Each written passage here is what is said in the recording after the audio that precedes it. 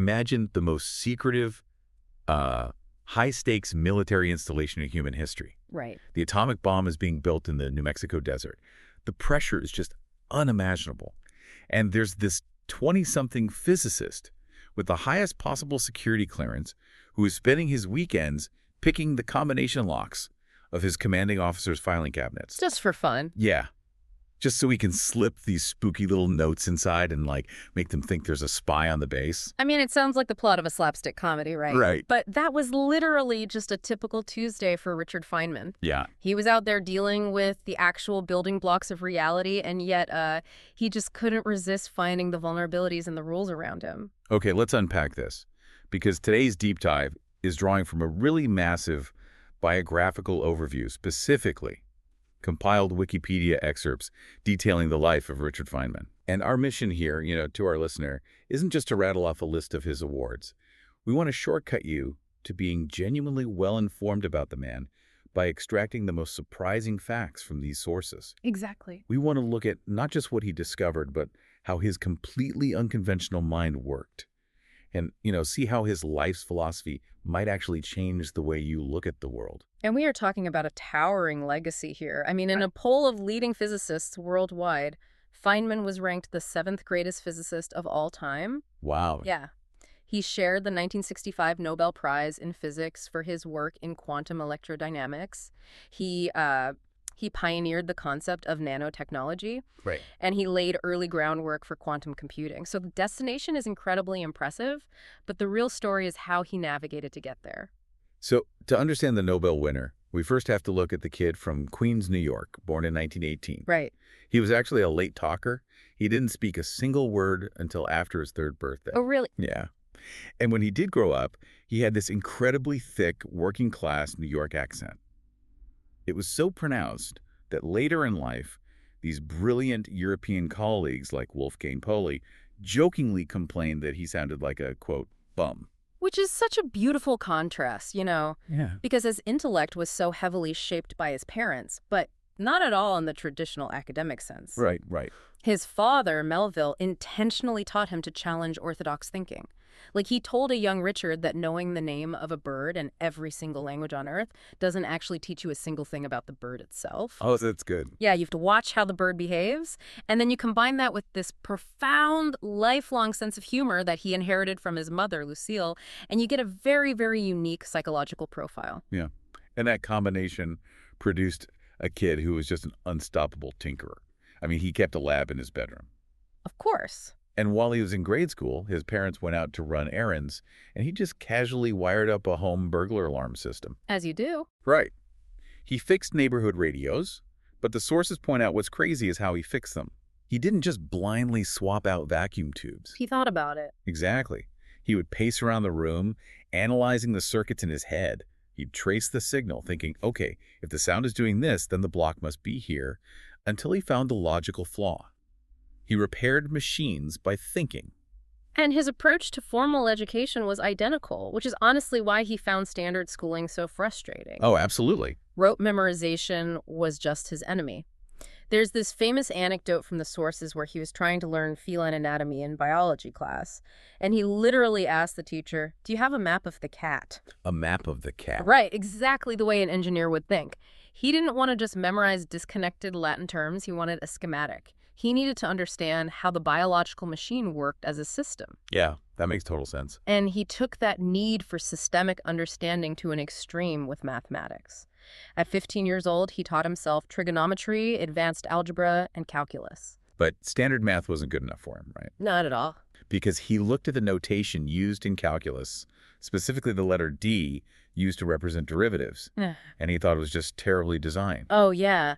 He was worried he'd see a derivative like dy and mathematically try to cancel out the d as if it were a variable. Which is such a literal way to read it, so he completely scrapped it. He invented his own special symbols for sine, cosine, tangent, and derivatives. He really did. He just rebuilt the language of math from scratch so that his brain could process it without any ambiguity. And what's fascinating here is that his insistence on understanding things from the ground up, not just borrowing someone else's notation that became his ultimate superpower. Yeah. Because if you build the engine yourself, you know exactly how to push it to its absolute limits without it breaking. Okay, here's where it gets really interesting, though. Because I think it's so easy to fall into the trap of the solitary genius myth. Oh, definitely. We just assume a mind like that magically has every door held open for them.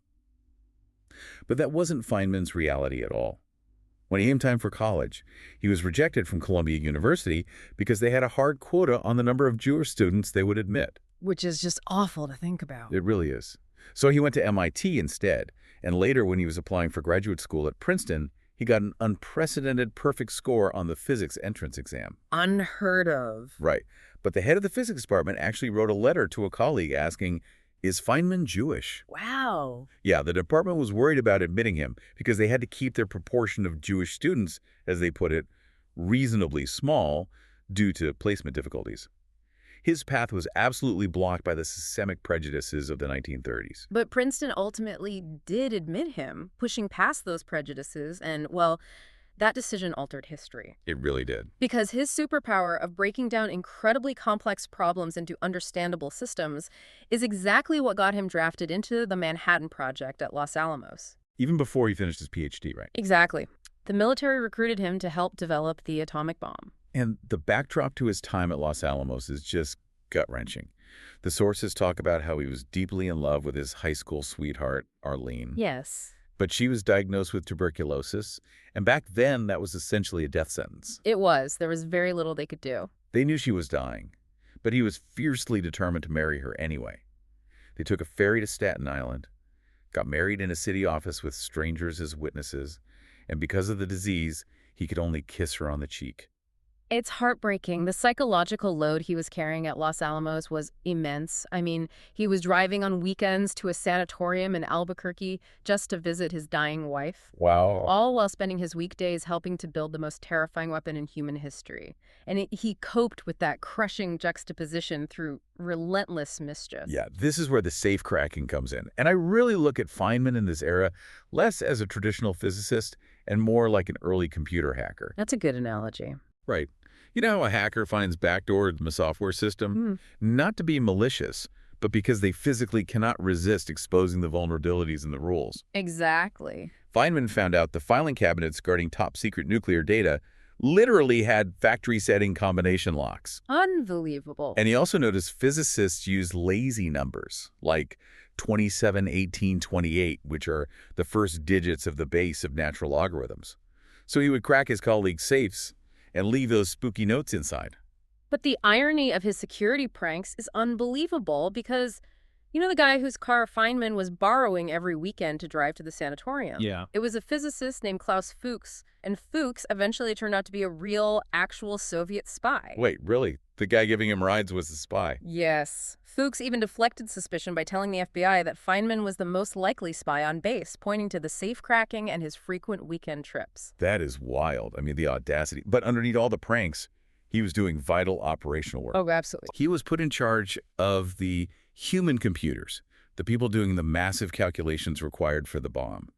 And he figured out how to get IBM punch card machines to process calculations while clicking in musical rhythms. Right. By timing the clacking of the different machines, he could actually hear the rhythm of the calculation. That's insane.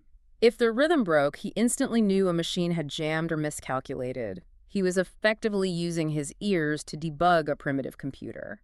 Wow. And he was completely fearless about it. He constantly clashed with Niels Bohr, who was an absolute legend of physics that everyone else was just too intimidated to argue with.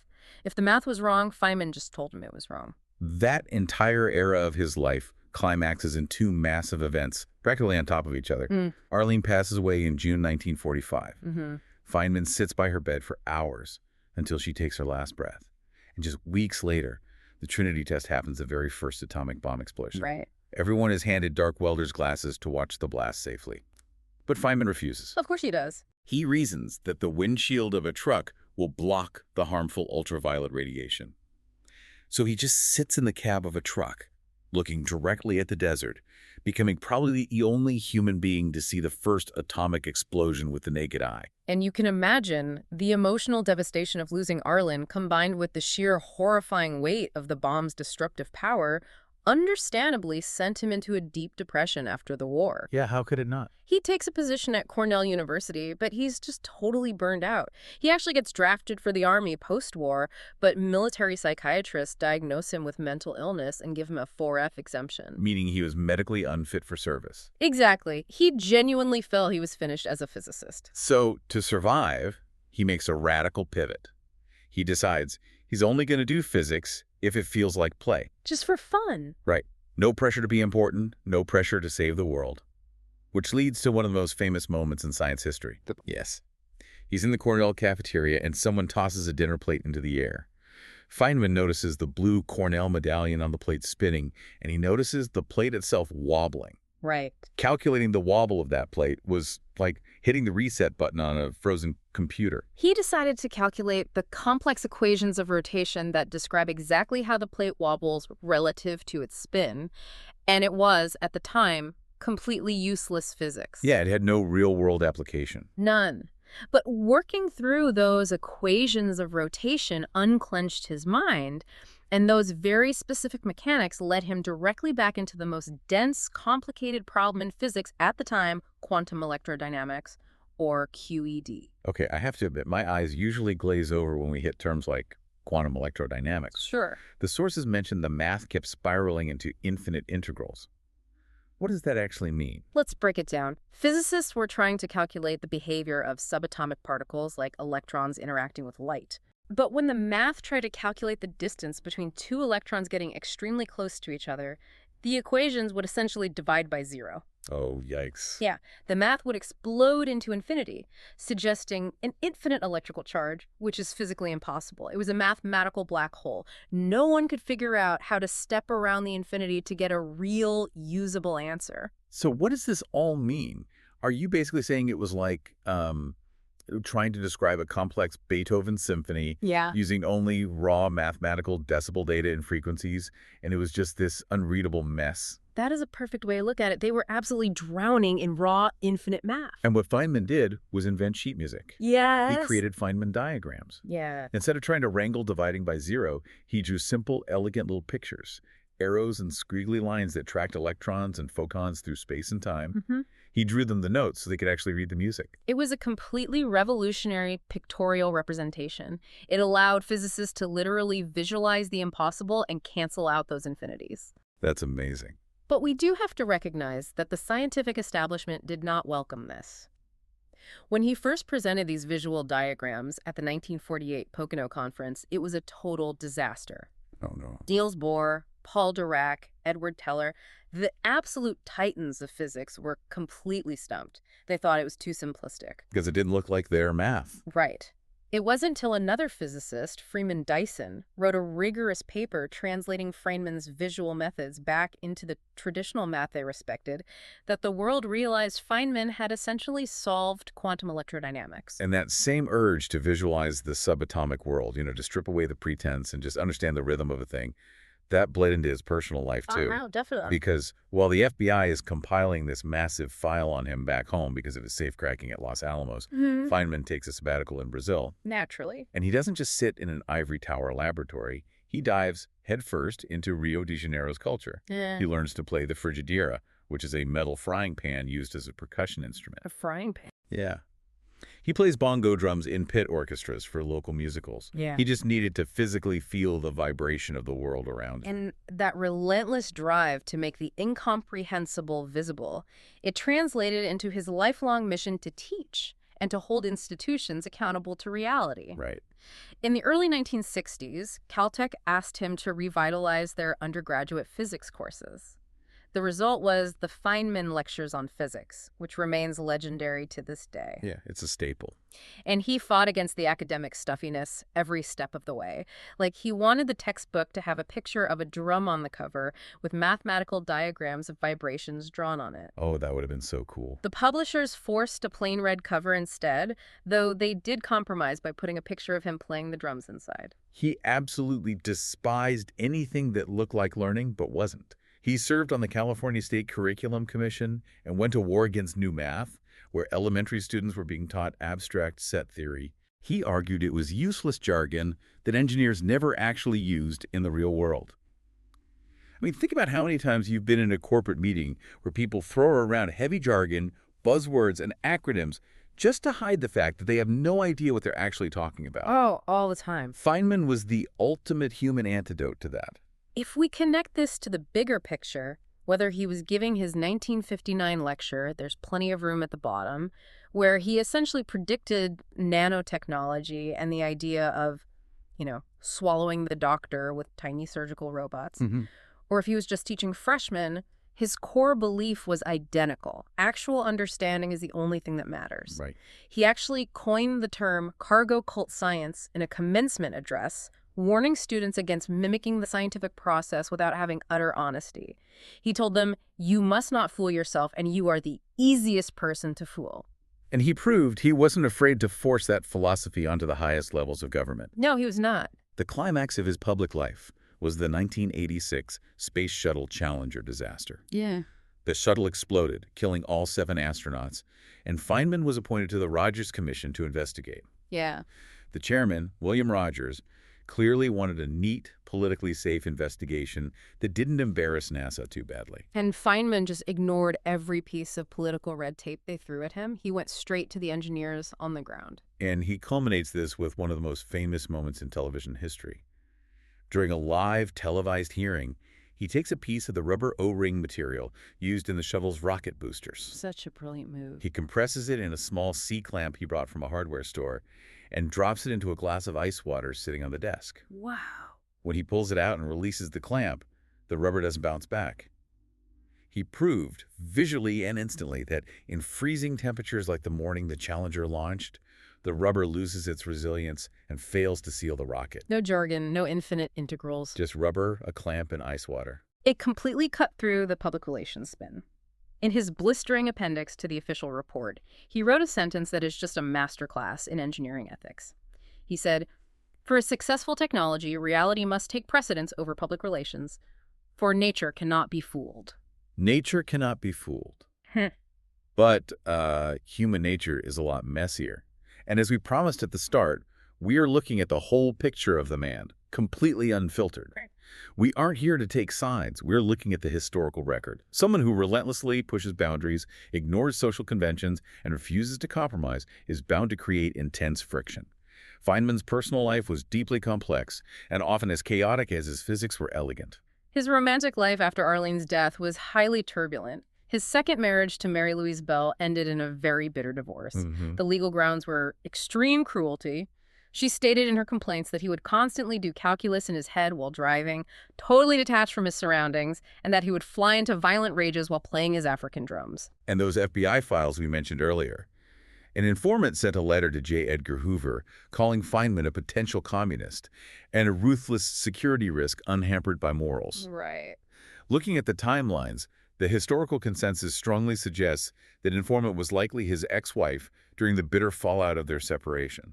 Beyond his marriages, there were serious allegations of sexism. He faced protests at Caltech in 1968 and 1972 over what students called sexist stories about women in his lectures. Yeah. And the historical record includes his own best-selling memoir, Surely You're Joking, Mr. Feynman. Right. That book contains a highly controversial chapter detailing the summer of 1946. He describes going to bars and literally learning how to pick up women by intentionally insulting them. Yeah. He writes about treating them terribly, calling one woman worse than a whore to manipulate her into sleeping with him. Now, he does state at the end of the chapter that he didn't enjoy the behavior and stopped doing it, but he still documented those misogynistic thoughts and actions as part of his private legacy. And this raises an important question for how we engage with history. Critical thinking requires us to view the personal flaws and unacceptable behaviors of historical figures alongside their massive contributions. Absolutely. Because in that exact same historical record, we find that Feynman was a vital, unyielding supporter of Jenny Joy LaBelle. Right. She was hired as Caltech's first female professor in 1969, but the university refused to grant her tenure. Right. She filed an Equal Employment Opportunity Commission lawsuit, and while many of her male colleagues turned against her, Feynman publicly and staunchly took her side. He really did. He supported her relentlessly until she won her case and finally received tenure in 1979. These wildly disparate elements, the unapologetic bar behavior, the drum-playing rages, and the vital career support for a female colleague, They all exist simultaneously in the same man. You don't have to excuse the flaws to appreciate the brilliance. He was a fiercely independent, deeply flawed, endlessly curious human being. Which brings us to the final chapters of his incredibly packed life. By the 1970s and 80s, he's a full-blown scientific icon. Oh, yeah. He's driving around Pasadena in a Dodge van covered in his famous Feynman diagrams with the license plate Quantum, which is just an amazing visual. It is. That van actually ended up rusting in a storage unit until it was bought and saved by Seamus Blackley, one of the creators of the Xbox. But unfortunately, his health began to fail. In 1978, he was diagnosed with liposarcoma, which is a rare cancer, resulting in massive tumor removals. Awful. Then in 1986, they found another rare cancer, Waldenstrom macroglobulinemia. He endured multiple grueling surgeries, but his body eventually gave out. He passed away in February 1988 at the age of 69. He had spent his final years obsessively trying to organize a trip to the remote Soviet region of Tuva, entirely because he thought the capital city's name Kaisel sounded cool. Typical Feynman. Bureaucracy stonewalled him for years, and the official approval letter from the USSR literally arrived the day after he died. But, analyzing the world until the very last second, his final words before falling into a coma were, "This dying is boring." It is the ultimate Feynman exit. And as you, the listener, reflect on the sources we've explored today, you realize you don't need a PhD in quantum mechanics to apply his philosophy to your own world. No, you really don't. His legacy is a challenge. Ask the dumb questions that everyone else in the room is too afraid to ask. Refuse to just memorize what you can genuinely understand, and constantly remind yourself that you are the easiest person to fool. I want to leave you with one final thought to chew on. Feynman famously chalked a sentence onto his blackboard at Caltech. Yeah. What I cannot create, I do not understand. Look around your own life today.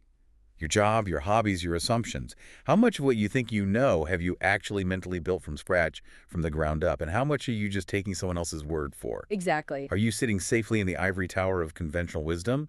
Or are you willing to grab the bongo drums and pick the lock?